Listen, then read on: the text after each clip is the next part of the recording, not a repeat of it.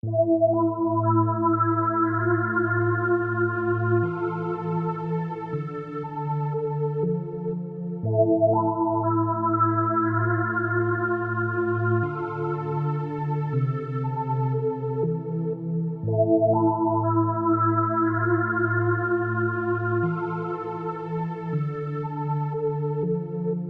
Latchkey kids and driving mutants, I'm Lady Shasha, mistress of the snark, connoisseur of the gore, and your hostess with the mostest. And I just watched Hellraiser 2022. This is 2 hours long. Why? Why is this 30 minutes longer than the original? I noticed that the production company is Spyglass Media Group this time around. By the way, this is a reboot, not a remake. It has a totally different story, similar to the reboot of Child's Play. This starts out in Belgrade, Serbia. We see the box's delivery. And why do these people remind me of characters from Martyrs? Then it suddenly jumps to the Berkshires, Massachusetts. And we see a fancy party where there is a young man who is very underdressed. The first kill was kind of weak, but I couldn't focus on that because this character looks like Finn Wittrock from American Horror Story, or KJ Apa from Riverdale, or Jacob Elordi from Euphoria. I didn't realize that 2 out of 3 of these photocopies weren't the same guy until I discovered it while prepping for this video. There's a completely new puzzle box, and I think it's made just to sell more puzzle boxes. It worked because I want the new puzzle box. It doesn't look better than the old one, but it moves in a much cooler way. At first glance, you might think that this change was made to increase the body count. But if you recall, the original had a decent body count, if you count Julia's victims. The score was very lacking at first, but it did improve as the movie went along. Super limited gore. I was like...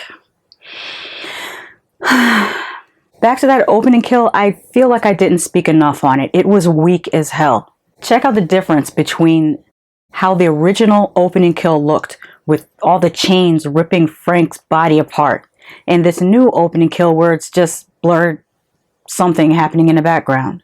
Anyways, this jumps to 6 years later for some reason, and we get a blurred out sex scene. I thought this was PG-13, and I looked it up, and it does say that it's rated R. Why? But that's right, this is a Hulu original, and Hulu is owned by Disney. Now, Disney did used to give us stuff like Angel Heart. That was under their umbrella, and that wasn't blurred out or PG-13. So I don't know why they did that with this. The new characters are uninteresting. We get Riley, whose backstory is that she is suffering from drug addiction. Riley goes to commit a burglary with her friend, and they find a puzzle box. Well, friend/boyfriend, I'm not sure what Trevor is to her. Anyways, Riley's annoying. Her friend or boyfriend Trevor is like the voice of reason for the audience. At times, he says what we're thinking and also tries to get Riley to do what we might do in that situation. The color palette is blah until the Cenobites show up. They are pretty creepy and beautiful at the same time. We get a black one and an Asian one, and I'm with that. But like I said, they kind of looked hideous and gorgeous at the same time, if that makes any sense. Remember when I said this lacks gore? It did start off lacking gore because from the very giddy up in the original Hellraiser, we got gore. It wasn't like a build up to it. We saw it like almost immediately. This one actually takes time to build up to the gore. It just gives a little bit more, and then a little bit more, and then a little bit more. Unfortunately, some of it is lackluster CGI gore, and I'm not a fan of that. And they sort of made the Cenobites more slasher villain-like than they used to be. This movie felt too damn long, and it is completely devoid of the underlying psychosexual masochism that the original had. The entire atmosphere of the original is missing.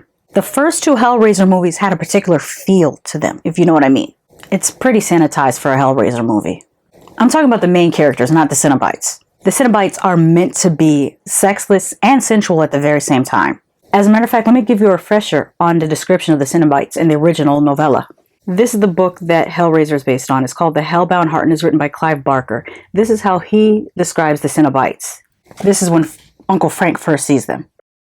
And then light, it came from them, from the quartet of Cenobites who now, with the wall sealed behind them, occupy the room. A fitful phosphorescence, like the glow of deep-sea fishes, blue, cold, charmless. It struck Frank that he had never once wondered what they would look like. His imagination, though fertile when it came to trickery and theft, was impoverished in other regards. The skill to picture these eminences was beyond him, so he had not even tried. Why then was he so distressed to set eyes upon them? Was it the scars that covered every inch of their bodies? The flesh cosmetically punctured and sliced and infibulated, then dusted down with ash? Was it the smell of vanilla they brought with them, the sweetness of which did little to disguise the stench beneath? Or was it that as the light grew, and he scanned them more closely, he saw nothing of joy or even humanity in their maimed faces, only desperation and an appetite that made his bowels ache to be voided? "What city is this?" one of the four inquired. Frank had difficulty guessing the speaker's gender with any certainty. Its clothes, some of which were sewn to and through its skin, hid its private parts, and there was nothing in the dregs of its voice or in its willfully disfigured features that offered the least clue. When it spoke, the hooks that transfixed the flaps of its eyes and were wed by an intricate system of chains passed through flesh and bone alike to similar hooks through the lower lip, were teased by the motion exposing the glistening meat beneath. "I asked you a question," it said. Frank made no reply. The name of this city was the last thing on his mind. "Do you understand?" the figure beside the first figure demanded. Its voice, unlike that of its companion, was light and breathy, the voice of an excited girl. Every inch of its head had been tattooed with an intricate grid, and at every intersection of horizontal and vertical axes, a jeweled pin driven through to the bone. Its tongue was similarly decorated. "Do you even know who we are?" it asked. "Yes," Frank said at last. "I know." Of course he knew. He and Kirshner had spent long nights talking of hints gleaned from the diaries of Bolingbroke and Guy de Rais. All that mankind knew of the Order of the Gash, he knew. The actors playing the Cenobites did a fantastic job. I really enjoyed Jamie Clayton as Pinhead, Selena Lowe as the Gasp, and Yinka Olorunife as the Weeper did great jobs as well. The Chatterer only appeared briefly, but Jason Lyles did very well. I just wish these Cenobites were in a better film.